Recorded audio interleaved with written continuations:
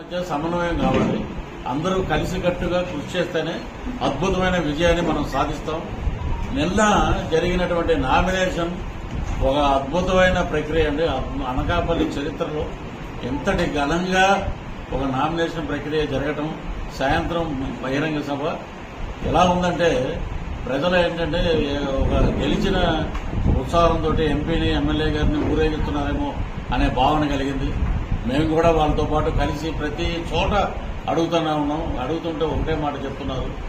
రక్షణ శాఖ మంత్రి మన రాజ్నాథ్ సింగ్ గారు ఆయన ప్రసంగంలోనే మేము చెప్పింది కూడా కాదు, ఆయన మాటల్లోనే అనకాపల్లి ఈ రోజున భారతదేశంలో మనకి ఇక్కడ బెల్లానికి ప్రసిద్ధి. తిరుమల తిరుపతి వెంకటేశ్వర స్వామి ప్రసాదంలో ఇక్కడ బెల్లానే వాడేవారు గతంలో. ఇప్పుడేంటంటే ఈ కోడిగుడ్డు మంత్రి వచ్చాక అన్ని రకాలుగా మనకి ఇదైపోయినాయి. రాజ్నాథ్ సింగ్ గారు ఏం చెప్పారంటే భారతదేశంలో అనకాపల్లి, ఆంధ్రప్రదేశ్లో ఉన్నటువంటి అనకాపల్లి నెంబర్ 1 భూ కబ్జా, అలాగే ఇసుక దందా, ఇసుక మాఫియా యహా హో రహా హై और लिక్కర్ మాఫియా भी है, గంజాయి కూడా ఇక్కడి నుంచి బాగా ఇదవుతుంది అని చెప్పి కేంద్ర రక్షణ శాఖ మంత్రి బహిరంగంగా మాట్లాడారు. అంటే మన అనకాపల్లిలో ఉన్న లీడర్స్ కానీ, ఇక్కడ ఉన్నటువంటి ప్రజలు కానీ, మన పరిశ్రమలు కానీ అద్భుతం అని చెప్పుకుంటారు. కానీ ఈ దౌర్భాగ్య పరిస్థితి మనకు అనకాపల్లి గంటగట్టినటువంటి వైఎస్ జగన్మోహన్ రెడ్డి గారిని మనం క్షమించకూడదు. ఎందుకంటే స్కూల్ పిల్లలు ఆ బ్యాగుల్లో, నాకు నిన్న తెలిసింది, నాకు స్కూల్ పిల్లల బ్యాగులో గంజాయి పొట్టాలు వేసేసి పలానా చోటకి తీసుకెళ్లి పలానా చోట వ్యక్తికి ఇచ్చేయండి అని అంటే వాడు దొరక్కపోతే దొరికితే దొంగ వాడిని జైల్లో పెట్టేస్తున్నారు. ఇది జరుగుతుంది. చుట్టుపక్కలంతా నిర్వీర్యం అయిపోతుంది. హైదరాబాద్ లో ఉన్నటువంటి యువత అంతా అన్ఎంప్లాయ్మెంట్ ప్రాబ్లం తోటి చాలా మంది ఎక్కువ, మోస్ట్ ప్రాబ్లమ్స్ ఈ ఉత్తరాంధ్ర నుంచి ఎక్కువ, అనకాపల్లి నుంచి కానీ, అటు విశాఖపట్నం నుంచి కానీ, శ్రీకాకుళం నుంచి కానీ, హైదరాబాద్ లో వాళ్ళు చదువుకున్న చదువులు ఒక ఎంబీఏ బీటెక్ చదివిన వాళ్ళు కూడా 10,000కి 15,000కి పనిచేస్తున్నారు. ఎందుకంటే ఏం చేస్తాం సార్, దుర్మార్గుడు జాబ్ క్యాలెండర్ అన్నాడు, వాడు పొంద క్యాలెండర్ అన్నాడు, నెత్తి మీద చేయి పెట్టాడు. చేయి పెట్టే మేము ఉన్నాం కదా, 10 ఏళ్ళు కాపురం చేసాం అక్కడ. ఆ దౌర్భాగ్యుడి దగ్గర 10 ఏళ్ళు కాపురం చేసాం. కరెక్ట్ గా ఎలక్షన్ వచ్చే టైంకి ఏం చేస్తాడంటే ఒక కోడిగత్తి, ఇప్పుడు ఏదో వర్షట్ టూ పెట్టాడు గులకరాయి. ఇవి మాట్లాడదాం తర్వాత. అన్ఎంప్లాయ్మెంట్ గురించి పాపం బిడ్డలు చాలా మంది హైదరాబాద్ లో పనిచేస్తున్నారు. వాళ్ళని చూసి విధంగా గుండె తరుక్కుపోతుంది. మరి ఇక్కడ ఉన్న తల్లిదండ్రులను వదిలిపెట్టి వాళ్ళు వెళ్ళి వాళ్ళ కోసం అని చెప్పి ఒక పూటైనా భోజనం చేస్తారని చెప్పి మా చదువు నేర్పారు. వాళ్ళు జగన్ వస్తే మాకు ఏదైనా జాబులు వస్తాయన్నారు, మాకేం రాలేదు, మమ్మల్ని నాశనం చేశారని చెప్పి ఒకటే మాట చెప్పడం జరుగుతుంది. కాబట్టి అనకాపల్లి వరకు ఈ అన్ఎంప్లాయ్మెంట్ ప్రాబ్లం పోవాలంటే సీఎం రమేష్ గారు అద్భుతమైన వ్యక్తి. పార్లమెంట్ లో 12 సంవత్సరాల అనుభవం ఉన్న వ్యక్తి. వారు ఇక్కడ ఉంటే ఏంటంటే ఆల్రెడీ వాళ్ళు పెద్ద ఇండస్ట్రీస్, ఆయన ఎన్నో కర్మాగారాలు, ఎన్నో ఫ్యాక్టరీలు పెట్టారు. అలాంటి వ్యక్తి ఇక్కడ ఉంటే ప్రజలు, ఆ యూత్ ఏమడుగుతారంటే అనకాపల్లిలో పొద్దున్న మేము మార్నింగ్ వాక్ లాగా వెళ్ళి ప్రజల దగ్గరికి వెళ్తే అక్కడక్కడ మేము టిఫిన్ చేసి టీ తాగిన చోటంతా ఏమన్నా మేము దండం పెడతామంటే సీఎం రమేష్ గారిని మేము గెలిపించుకుంటాం, ఇక్కడ పరిశ్రమలు వస్తాయి, మాకు ఉపాధి దొరుకుద్ది.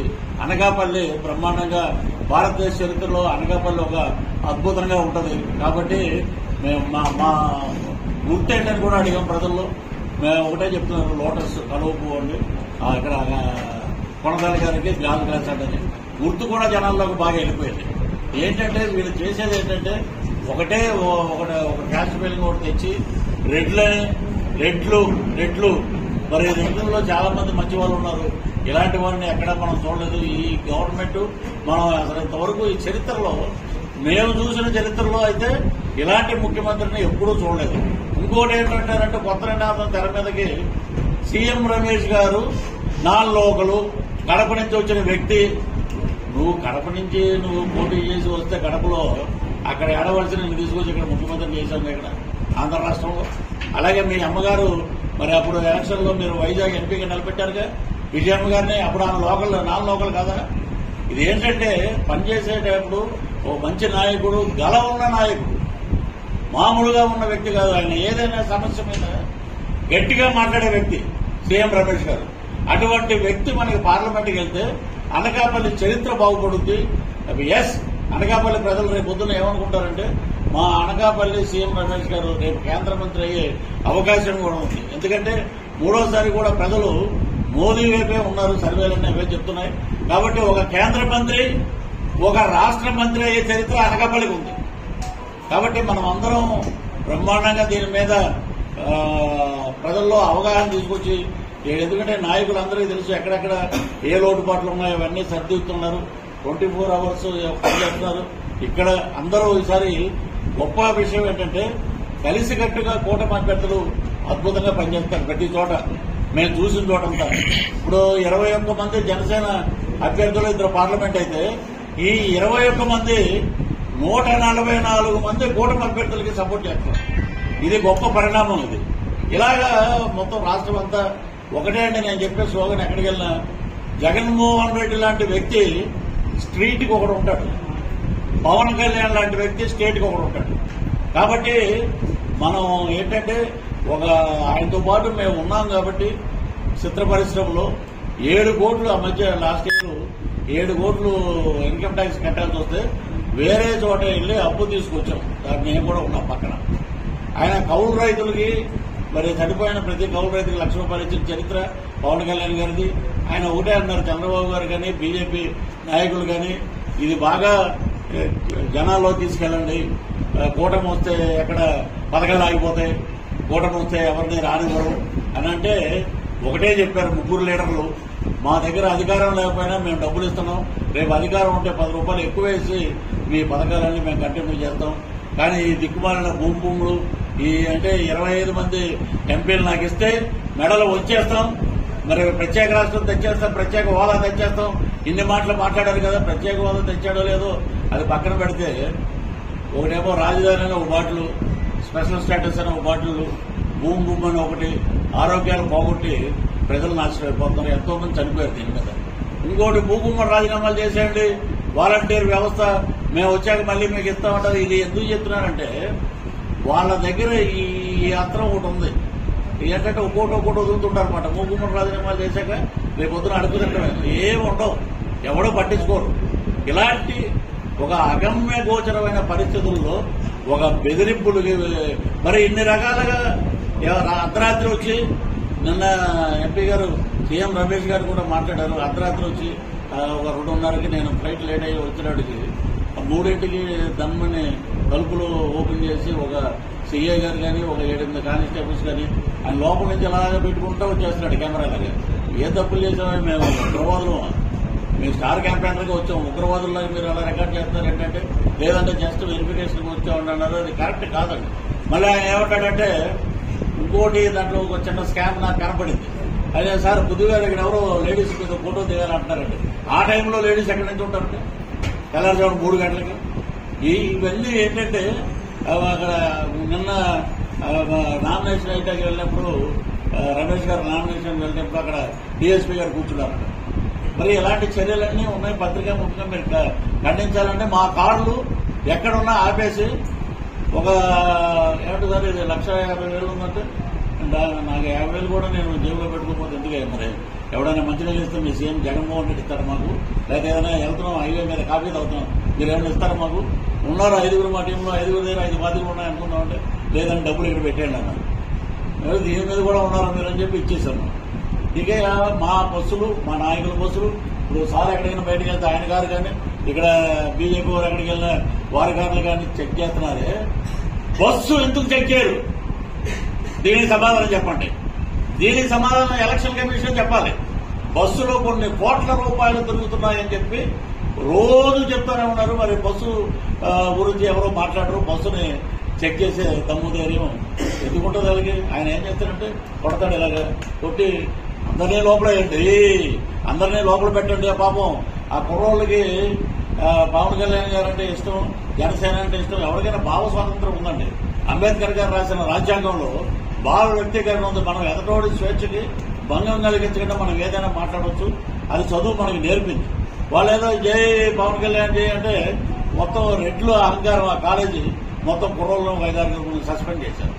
అంటే మీరు ఎంత సస్పెండ్ చేసినా సిద్ధం, మేము ఓడిపోవటానికి సిద్ధం అని వాళ్ళు పెట్టుకున్నారు. మేము యుద్ధం అంటున్నాం, గెలవటానికి యుద్ధం. ఒక విజయం సాధించాలంటే ముగ్గురు కలవాలి, బలమైన శక్తులు. ఆయన ఉన్నాడు శ్యాంబాబు, మా క్యారెక్టర్ చేసాడు అతను. శ్యాంబాబు అని అంబటి రాంబాబు.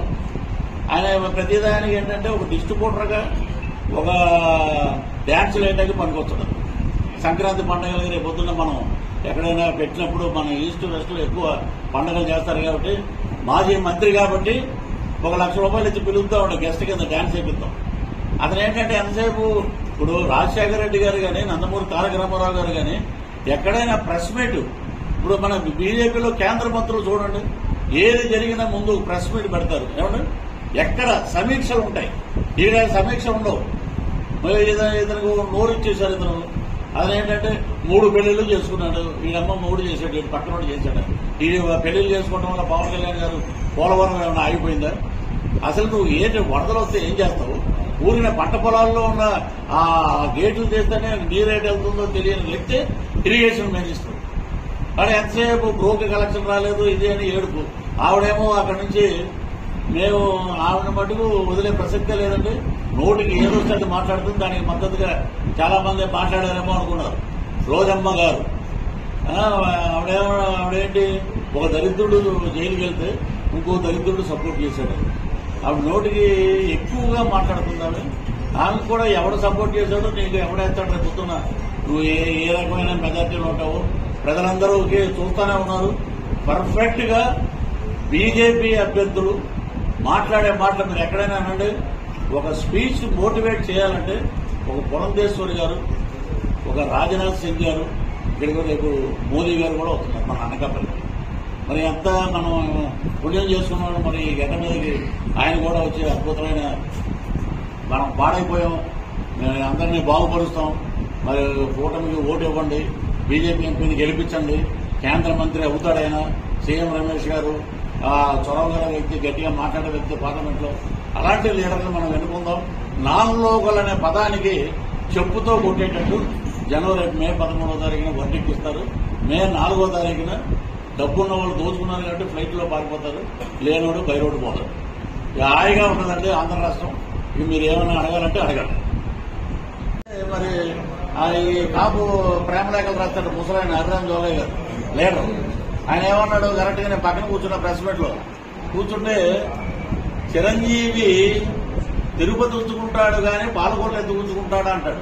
ఏమన్నా అసలు బుద్ధి ఉందండి? అసలు ఏమన్నా హరిరామ్ జోగయ్య ఒక హోమ్ మినిస్టర్ పనిచేసాడు తెలుగుదేశం గవర్నమెంట్ లో, మరి కాపు నాయకుడు అని చెప్పుకుంటాడు.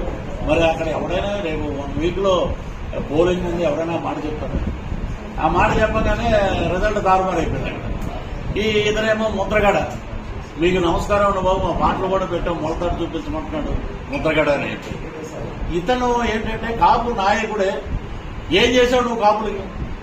సరే అండి, ఇప్పుడు సార్ కాపు నాయకుడు, పోనీ ఏమన్నా నువ్వు ఏమన్నా బిల్డింగ్, ఇంత పెద్ద బిల్డింగ్ మరి ఇక్కడ వారు పార్టీకి ఇచ్చి ఇక్కడ నడుపుతున్నారు కార్యక్రమాలు. ఆయన ఏం బెదిరిపోలేదు, భయపడిపోలేదు. జగన్మోహన్ రెడ్డి ఆ జనాన్ని చూసి, అధికారులు చూసి బెదరలేదు. అది లీడర్షిప్ అంటే. అతన్ని నాయకుడు అంటారు మనం. ఇతను ఏంటంటే కద్దర బట్టలు వేసుకుని వచ్చాడు, కద్దర అంటున్న వ్యక్తి, యువ నాయకుడు, కాపు జాతికి ప్రతినిధి. పవన్ కళ్యాణ్ గారు ఉన్నారు కాబట్టి వైసీపీలో ఉన్న కాపులందరూ నిజంగా ఇక మీరంతా ఏంటంటే ఆ మహేష్ బాబు అక్కడ కూర్చొని మడతెట్టండి, మీకు మడతెట్టే రోజులు దగ్గర పడిపోయింది, మీరు వెళ్ళిపోతారు ఇంటికి.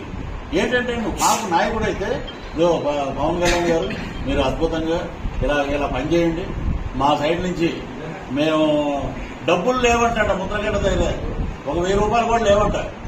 ఈ వీళ్ళు లీడర్స్ పోనీ నిలబడ్డాడు పార్టీ ఫండ్కి ₹1,000 ఇవ్వండి. కాపు జాతి అందరికీ చెప్పి అయ్యా మా వాడు నిలబడ్డాడు, మీరందరూ తలా వెయ్యవ్వండి అని ఏ రోజైనా విరాళం ఇప్పించారా? మీరు 60 సీట్లు పవన్ కళ్యాణ్ తెచ్చుకోలేదు, 105 తెచ్చాం, ఒకరిని గెలిపించారు. ఆ దరిద్రుడు కూడా అటు పోయాడు. మళ్ళీ ఇంకా లైఫ్ లేదు, అతనికి అయిపోయింది. అతను రాపాక వరప్రసాద్ అతను అయిపోయిన చరిత్ర.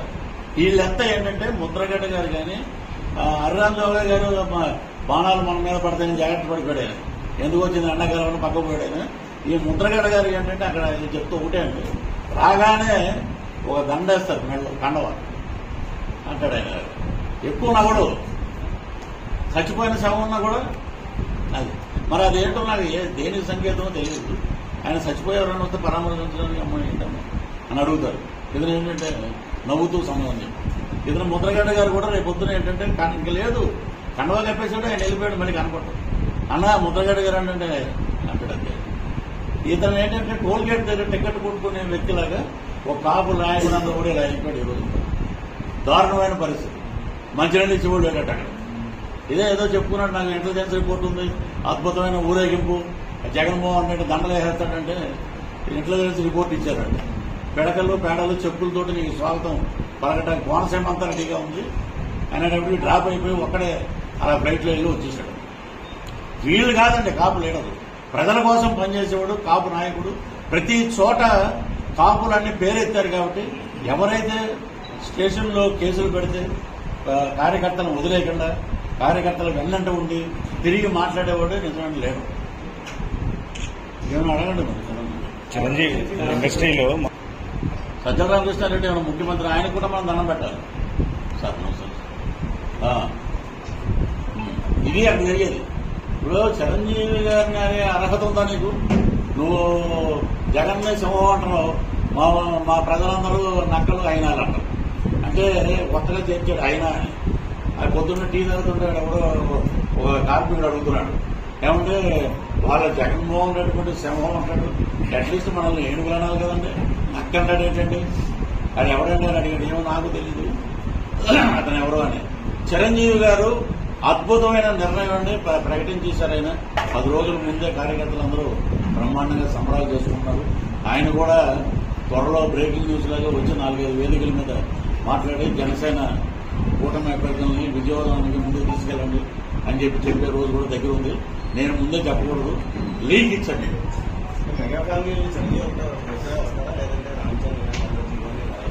ఏమన్నా ఒక బొమ్మ బ్లాక్ బస్టర్ బాగుపడి ఒకటి చాలు.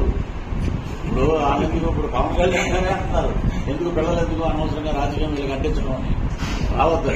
ఇప్పుడు ఏంటంటే వాళ్ళు వస్తే వాళ్ళ చిన్నాన్న మీద ప్రేమతో వచ్చేయచ్చు, వాళ్ళు ఆపలేం మనం. వస్తాం కానీ పిల్లల్ని ఎందుకు వాళ్ళని అడ్డమైన బూతులు తిట్టిస్తారు. ఈ దౌర్భాగ్యులు ఉన్నారు కదా, ఆయన ఏదో దెబ్బతల్లి ఏదో నాటకాలు ఆడి. ఇప్పుడు ఒకటేనండి, నేను పూల వర్తకులను అడిగాను నేను అనకాపల్లి. ఏమన్నా పెద్ద పెద్ద క్రేన్లకు సంబంధించిన దండలు మేము తయారు చేస్తామండి, చిన్న వైర్లు కొడతా ఉంటుంది దానికి, అల్యూమినియం వైర్లు. అది అలాగే క్రేన్ అలాగే వచ్చేటప్పుడు పొద్దున్న నుంచి ఏలాడుతూనే ఉంటుంది, ఎప్పుడు వస్తాడో అనుకోవాలి. డిఐజీ అండి, రాష్ట్రానికి సంబంధించిన ఐజీ కానీ వీళ్ళందరూ ఏంటంటే ఒక సింగునగర్ అనే ఏరియాలో మీరు అక్కడంతా మామిడికాయలు ఎక్కువ డంపింగ్ యాడ్ ఉంటుంది, మామిడికాయలు మార్కెట్. అక్కడ లారీలు నీళ్ళు తిరుగుతుంటుంది, అల్లర్మోకలు ఉంటారు. మీరు అక్కడ లైట్లు లేకుండా చూడండి ఎంత స్క్రీన్ ప్లే అది.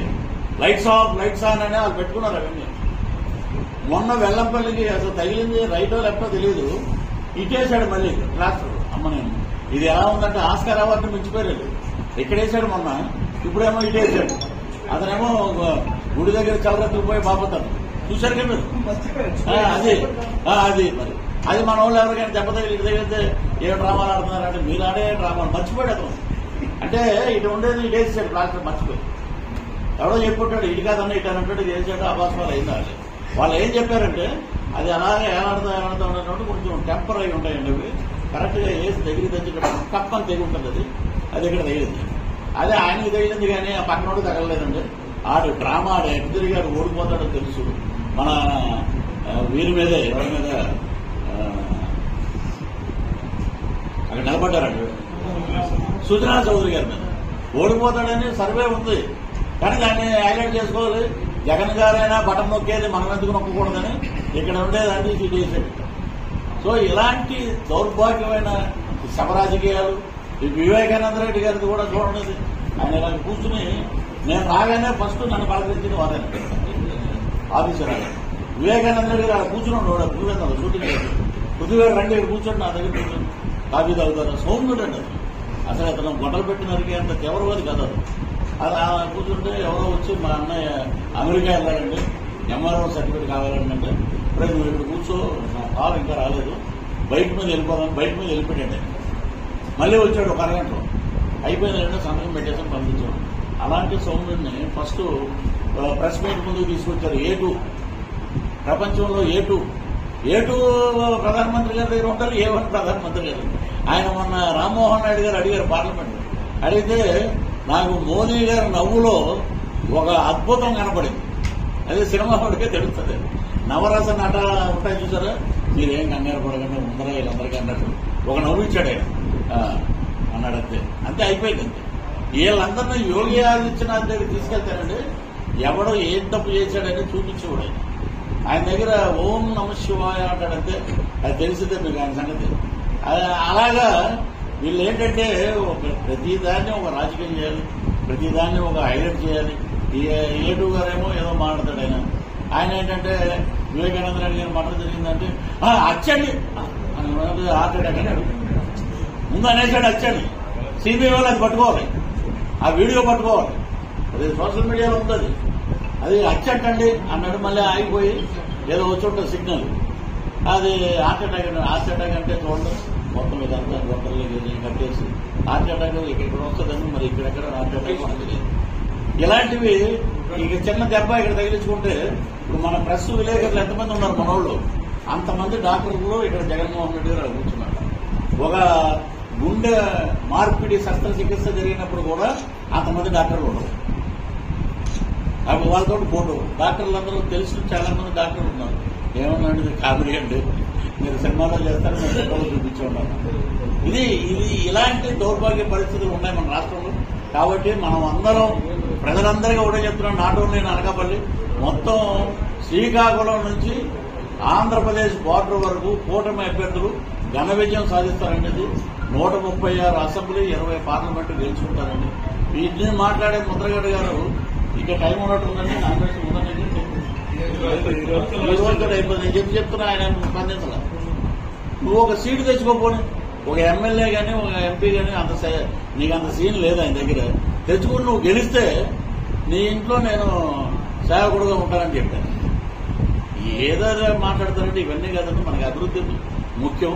ప్రతి చోట మనం అదే చెప్తున్నాం. నాయకులందరూ అద్భుతంగా ఎక్కడ ఏ మండలంలో మనకి ఎంత మెజార్టీ వస్తుందో అక్కడ ఏమేమి చేయాలి, వాటికి ఎలాంటి చర్యలు తీసుకోవాలి అని ఇక్కడ అందరూ లీడర్స్ అందరూ ఉన్నారు. వారి ఆధ్వర్యంలో సీఎం రమేష్ గారు అద్భుతంగా ఎదుగుతారు. ఇప్పుడు వారు కూడా బీజేపీలో ఉన్నారు, ఇప్పుడు బీజేపీ నాయకులు ఉన్నారు. అద్భుతంగా భారతదేశ చరిత్రలో నేను పార్లమెంట్కి ఒకేసారి వెళ్ళాను చూడటం కోసం. అక్కడ స్వర్గీయ నందమూరి తారక రామారావు గారి గురించి ఉంది. ఎనీ గుడ్ ఎనీ బ్యాడ్ కూడా ఉంది అక్కడ. అది చూస్తే మన అనకాపల్లి పేరు ఉంది. ఏంట్రా ఆయన చూస్తే 9 ఓట్స్తో గెలిచారన్నారు కొనతల రామకృష్ణ గారు ఎంపీగా. అదొక రికార్డు అనకాపల్లికి. ఇటు పక్కకు వస్తే ఆడు ఏ ముహూర్తాన్ని ఏం చేయడం కానీ కరెక్ట్గా 3 ఏళ్ల క్రితం వరలక్ష్మణ రోజున ఆడి ప్యాంటు తీసి అది ఫారెన్ సెక్స్ లో 10 రోజులు నెంబర్ 1లో ఉంది. ఇది వైసీపీ వాళ్ళ దుర్మార్గాలు.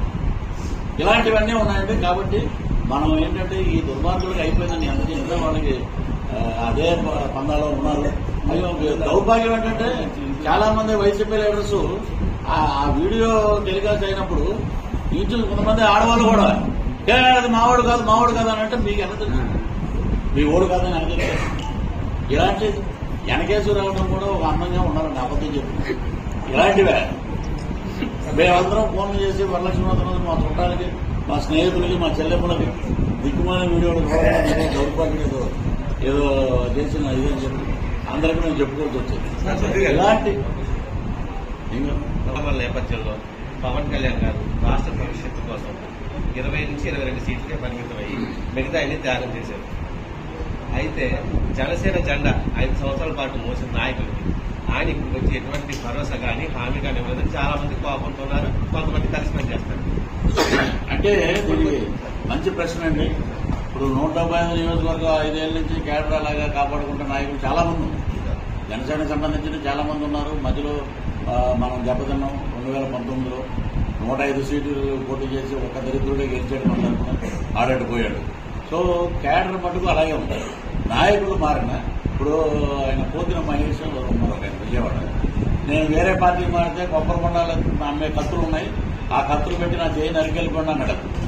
అతను ఏంటంటే పోతిన మహేష్ అనేవాళ్ళు ఎవరు తెలుసు, జనసేనలోకి వస్తేనే తెలిసింది నువ్వు ఎవడవని, లేకపోతే ఏమి లేదు. వీళ్ళు ఏంటంటే కల్మషం వెళ్ళిపోతేనే మంచి అనేది ఉంటుంది. పవన్ కళ్యాణ్ గారు అందరినీ కూర్చోబెట్టి మాట్లాడుతున్నారు. ఈ 22 సీట్ల వరకు ఎందుకు త్యాగం చేయాల్సి వచ్చిందంటే ఎలాగైనా సరే ముందు మనం గవర్నమెంట్ రావాలి, మొత్తం అందరూ కలిస్తేనే విజయం. మనం అందరం సాధించాలి దీన్ని. కాబట్టి మనం ఎక్కడ నెగ్గాలో ఎక్కడ తగ్గాలో తెలిసిన వ్యక్తి అందరినీ కూర్చోబెట్టి రేపు పొద్దున్న ఎలక్షన్ అయిపోయాక అందరికీ భరోసా ఇస్తారని అందరితో మాట్లాడతారు. వెళ్ళిపోయేవాడిని మనం ఎక్కడ ఆపలేం. డబ్బులు వీటి కోసం వెళ్ళిపోయిన వాళ్ళు, నెల్లూరు జిల్లా అధ్యక్షుడు వెళ్ళిపోయాడు డబ్బులకి, ఇతను పోతున్న మహిళ వెళ్ళిపోయాడు డబ్బులకి. సిన్సియర్గా ఉన్న వ్యక్తి నాకు తెలిసి, నాకు మీరెవరూ నాకు చెప్పలేదు, వారు మన సిన్సియర్గా ఉన్నారు. వారికి ఒక అవగాహన ఉంటుంది, ఒక ఆలోచన ఉంటుంది. ఇప్పుడు ఆయన అనకాపల్లి అంటే లీడర్ అంట, ఇలాగా బీజేపీలోకి వచ్చారంటే నేను నిన్న చూశాను. నిన్న వచ్చేటప్పుడు చాలా మంది అడిగితే ఏమన్నా మా నాయకుడు బీజేపీలో ఉన్న మీతో పాటుగా ఉన్నారు, కలిసి ఎక్కడున్నా ఆయన కష్టపడి పనిచేస్తారంటే అని చెప్తున్నారు. అది నాయకత్వ లక్ష్యం. పార్టీలోంచి వెళ్ళిపోయాడంటే ఇమ్మీడియట్ గా అటో మాట్లాడటం ఇటో మాట్లాడటం ఆ నాయకుడు వేరు. అదంతా ఒక టైప్. అది ఇప్పుడు కిరణ్ రాయ్ ఉన్నాడు తిరుపతి, చక్కగా కలిసి పనిచేస్తున్నట్టు. టికెట్ రాకపోతే ఉంటుంది కొంత బాధ అనేది. వాళ్ళ అన్నయ్యకే లేదు, నాగేంద్ర బాబు గారు. కాబట్టి ఇవన్నీ ఏంటంటే టీ కప్పులు తుఫాన్లు అంటే ఇవన్నీ మా నాయకులందరూ కలిసి పరిష్కరించుకుంటారు. మేము కావాల్సి మీరు చెప్పారు మంచి క్వశ్చన్, నేను పవన్ కళ్యాణ్ గారికి చెప్తాను. మేము కావాల్సి మేము ఎలక్షన్ అయిపోయాక ప్రతి ఒక్కరి ఇంటికి వెళ్ళి మేము మాట్లాడతాం. ఎన్నికల అనంతరం కాదు సార్, ఎన్నికల ముందు ఎందుకు భరోసా ఇవ్వలేకపోతున్నారు? ఎందుకంటే ఎన్నికల ముందు ఎలక్షన్ తర్వాత కాదు, ఎలక్షన్ ముందే ఎందుకు భరోసా ఇచ్చి రాష్ట్ర భవిష్యత్తు కోసమే మేము ఈ నిర్ణయం తీసుకోవాల్సి వచ్చింది. 175 నియోజకవర్గాల్లో ఇంతవరకు మీరు జనసేన జెండా మోసారు. 175 నియోజకవర్గాల్లో జెండా మోసారు అనేది పార్టీ అధిష్టానం వాళ్ళందరూ కలిసి చక్కగా ఎవరు మాట్లాడారు దానికి సంబంధించిన మంగళగిరి ఆఫీసులో రోజు మేము వెళ్ళినా కూడా ఆయన దొరికేవాడు కాదు. రోజు 24/7 ఆఫీసులో కూర్చుని వచ్చిన వాళ్ళందరితో మాట్లాడుతున్నారు. ఏ లీడర్ నారాయణ మనోహర్ వారు కొంతమంది, నాగబాబు గారు కొంతమందిని, అలాగే ఇంకొక లీడర్ కొంతమందిని, అలాగే అందరినీ బుద్ధగిస్తున్నారు, మాట్లాడుతున్నారు. ఇంకా మరీ సంఘటన ముద్ద కలిపి నోట్లో పెట్టి నాన్న నువ్వు తిన్నా అనే స్టేజ్ ఇక మనం ఏం చేయలేము కదా. ఇప్పుడు నేను వెళ్ళి ఒకటే చెప్పాను, మా తాడేపల్లి నుంచి బొలిశెట్టి శ్రీనివాసు మాకు సీనియర్. నేను డిగ్రీ ఫస్ట్ ఇయర్ ఉన్నప్పుడు ఆయన ఫైనల్ ఇయర్లో ఉన్నాడు. ఆయన తాడేపల్లి కూడా నేను మా పెద్దమ్మ గారి ఇంటికి వెళ్ళినప్పుడంతా ఎరా నువ్వేంటి ఎలా వచ్చావేంటి అనేవాడు. ఎవరికైనా కొంచెం కంగారు ఉంటుంది. ఇటు సినిమా కూడా వచ్చి జనసేనలో జాయిన్ అయ్యాడు, ఈయన ఏమైనా టికెట్ ఆశిస్తున్నాడు. నేను ప్రెస్ మీట్ పెట్టి చెప్పాను, బొలిశెట్టి గారి గురించి మేము ఇమ్మీడియట్ గా వచ్చేసి నా టికెట్ ఇవ్వండి. అలాంటి మనస్తత్వం కాదు. జెండా మోయాలి, ఆ బాధ తెలియాలి, నాయకులందరినీ కలవాలి, వాళ్ళతో పాటు పనిచేయాలి. అప్పుడు మనం ఏదైనా అడిగినా బాగుంటుంది. నేను ఒకటే పవన్ కళ్యాణ్ గారు 1 గంట నాతో మాట్లాడినప్పుడు ఒకటే అడిగారు, వాడుకుని వదిలేసే రకం కాదు పృథ్వీ గారు వైసీపీ లాగా. నేను మిమ్మల్ని నా భవిష్యత్తు ఎంత ముఖ్యమో మీ భవిష్యత్తు నాకు అంతే ముఖ్యం సార్. మీరు నాకు ఏం చేస్తారో తెలియదు కానీ నేను మీ అడుగుతో పాటు అడుగు వేసుకుంటూ నడవాలి. ఇప్పుడు ఇంతమంది అంటే ఇప్పుడు ఈ నాయకులందరూ ఉన్నారు. బీజేపీలో సీఎం రమేష్ గారు రేపు పొద్దున్న కేంద్ర మంత్రి అయిపోయాక నేను ఢిల్లీ వెళ్తే అన్నారు 2 రోజులు మీకు ఎంత అవసరం ఉంటానన్నా కొంత భోజనం పెట్టండి పెట్టరా. అంతకుమించి మాకేం కావాలి? సినిమా రంగంలో ఇప్పుడు ఎవరు తీసిన సినిమా ఇప్పుడు ఉన్న పరిస్థితుల ప్రకారం కొంచెం ఫైనాన్షియల్ ప్రకారం ఏమైనా ఇప్పుడు 2 లక్షలు తీసుకున్న రోజులు ఉన్నాయి, 3 తీసుకున్న రోజులు ఉన్నాయి, ఇప్పుడు ₹1,00,000 తీసుకున్న రోజులు ఉన్నాయి. కళాంతల్లికి ఎప్పుడూ నేను రుణపడి ఉంటాను. అందరినీ నడిపిస్తుంటే నన్ను సంఘం వేసుకుని నడిపిస్తుంటాను. సో నాకేం గొడవలేదు. పిల్లలందరూ సెటిల్ అయిపోయారు బ్రహ్మాండంగా. నేను పెద్ద లవర్స్ 6 ఉన్నాయి. ఈ చుట్టుపక్కల నేను పొలం ఉంది, అదొక భయం పట్టుకుంది నాకు. ఇంటికి రేపు పొద్దున్న వచ్చి ఆడ బొమ్మేసి ఇది నాదే నేను అంటారేమో దాని మీద ఒక